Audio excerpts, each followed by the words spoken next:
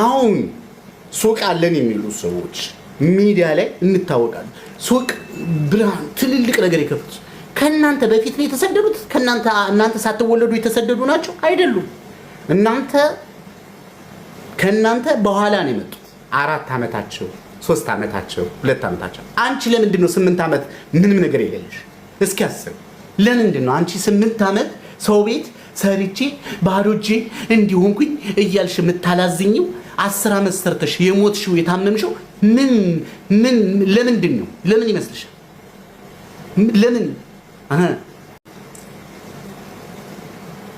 ለምን ይመስልሽ?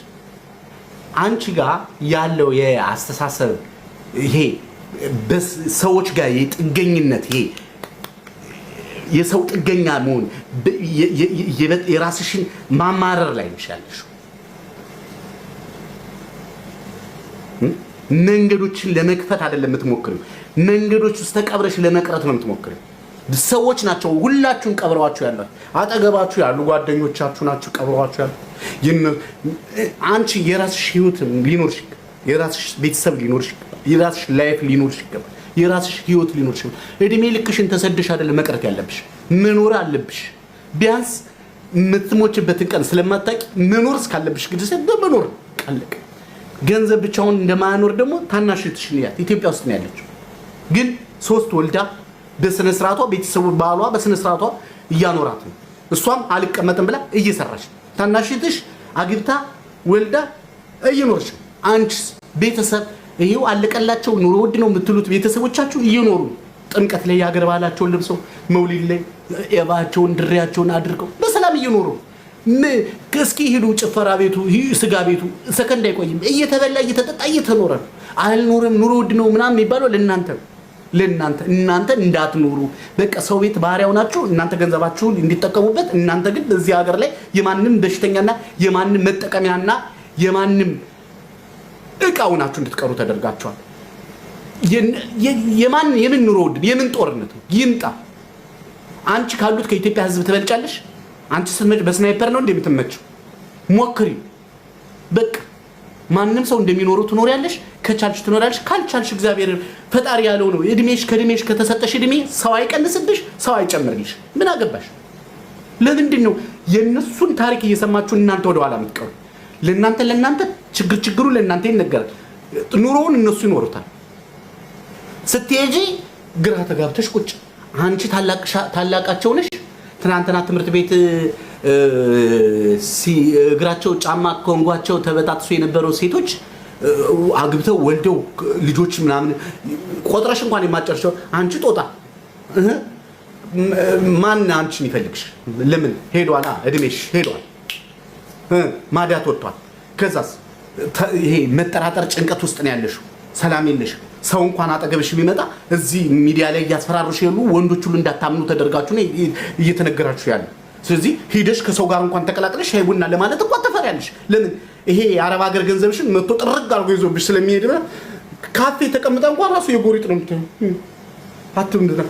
ቢያንስ እንኳን ሶሻል ላይፋችሁ እንኳን ነው እያበላሹባችኋል። ህይወታችሁ እንዳትኖሩ ሁሉ ነገር ጥርጣሬ፣ ገንዘቤ፣ ወርቄ ምን ይሰራልሻል? ወርቅሽ፣ ገንዘብሽ፣ ቤትሽ አንቺ ካልተደሰትሽ፣ አንቺ ላይፍሽ በሰላም ካልኖረ፣ አንቺ ከማህበረሰቡ ጋር በትክክል ካልኖርሽ ምን ይሰራልሽ? ምን ይጠቅማል? ምን ይጠቅማል? ምን ይጠቅማል?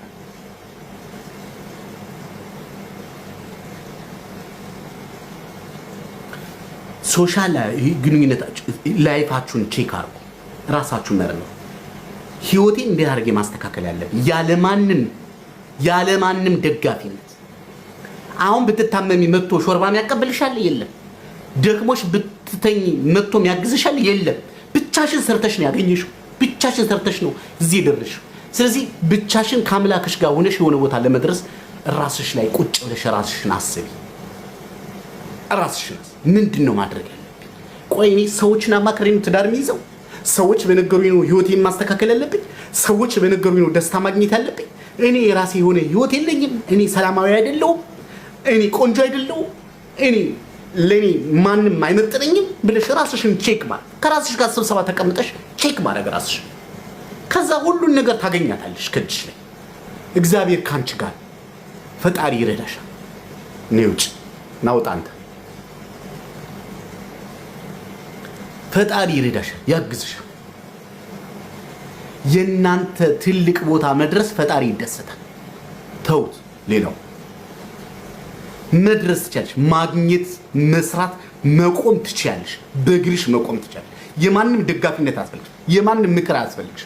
ሁሉም የራሱን ኮሚሽንና የራሱን ጥቅም ይዞ ነው የሚያማክርሽ። ስለዚህ አያስፈልግም። ትዳር አይደለም የምትፈልጊው? ሰው ከምትጠይቂ አምላክን ጠይቂ። ጥሩ ትዳር፣ ቤተሰብን የሚያከብር እኔን የሚወደኝ የሚንከባከበኝ ትዳር ስጠኝ በይ።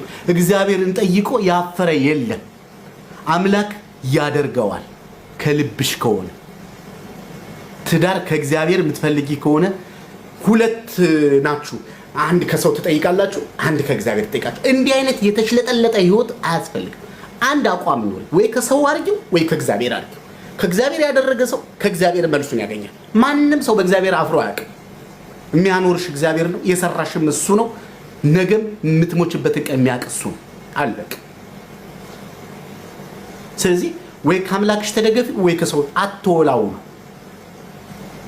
አሁን ቲክቶክን ነው የምታመልኩት፣ ቲክቶክ ውስጥ ያሉትን ሰዎች ነው የምትከተሉት እንጂ እግዚአብሔርን የምትከተሉ ብትሆን እስከዛሬ ያጠፋችሁትን ጊዜ በእግዚአብሔር ዘንድ ብትከበሩ ኑሮ የት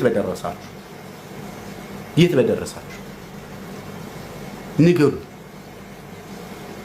አሁን እዛ ኢትዮጵያ ውስጥ የሚኖሩት ኑሮ መኖር ያቅታችኋል? አያቅታችሁ። ህይወትን ቀለል አድርጊ። ከመጣ ይምጣ፣ ካልመጣ አይምጣ። አለቅ። እንዴት አንቺ መንጃ ፈቃድ አውጥተሽም ቢያንስ ሹፍርና መቀጠር ያቅትሻል? አንድ ቦታ ላይ ተጣብቀሽ መኖር ትችያለሽ? አትችይ። ለአንድ ህይወትሽ ለአንድ ኑሮሽ ያው እኮ ነው። 8 ዓመት 10 ዓመት ተሰደሽ ሄደሽ ታመሽ ኩላሊትሽን አጥተሽ ወገብሽ ደቆ ገንዘብሽን ሁሉ የሰራሽበትን ገንዘብ ለህክምና ጨርሰሽ እንደገና ድሮ ወደ ነበርሽበት ማንነት መመለስሽ እኮ ይሄው እኮ ነው። ለምን ተለፋት? ለምን ተደከመታል? የተደከመው የተለፋው ቢያንስ የሆነ ነገር ለመሻገር ነው አይደል? ለምንድን ነው ሌላ ታሪክ ውስጥ የገባሽ? ለምን?